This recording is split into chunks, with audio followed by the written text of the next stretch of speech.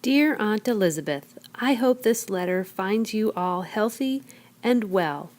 I also hope that you read this letter very carefully as you make your decision about packing up and heading west, leaving all you know and love behind you, just as we did 1 year ago today. We finally made it to the beautiful Willamette Valley here in Oregon, but it was no small miracle. The journey was long, dangerous, and for many even deadly. If it weren't for little Jacob's weak lungs, we never would have left Missouri, but this was a chance we needed to take for his health, not to mention the free land that we were promised to make our homestead happen. And I secretly think that my dear husband Joshua, rest his soul, was just caught up with the sense of adventure the journey west presented. Little did we know when we set out that the journey would cost us his life.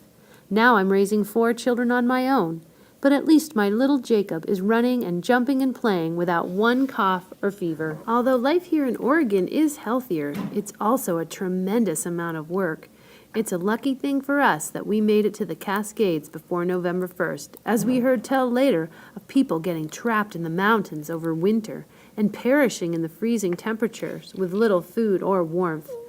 We made it around the mountains on the Barlow Road and still had our oxen and plow to help us get a small plot of land near Oregon City cleared and a few potatoes planted.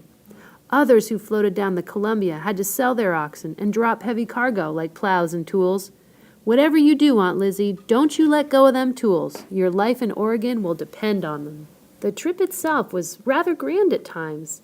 We got to see things we'd only heard about. Chimney Rock, standing tall, was a sight to behold. We all ran to Independence Rock to carve our names. Maybe you'll see them when you pass through. As well as the welcome trail sites of Fort Laramie and Fort Hall, you may also see sad markers on the side of the trail where fellow travelers died and were buried. Our own Joshua is among them. He, along with 12 others from our train, died of cholera, all within 1 day. One morning, we were moving along singing songs, but by nightfall, the songs were replaced with the sounds of weeping throughout camp. And if it wasn't cholera, then it was accidents that killed so many. Children falling out of wagons, and Grammies and Grandpas just swept down river as they tried to float their wagons across. Take my advice, Aunt Elizabeth. If you decide to come west, keep your children close, pack extra wheels, spokes, and axles, and always pay the ferryman to cross you. I'll sign off now, Aunt Lizzie, as the cows need milking and the eggs need gathering. I wish you all the best. The journey west is not for the faint of heart, but your hard work will be richly rewarded with a new life here in Oregon. Until we meet again, westward ho! Your loving niece, Nora.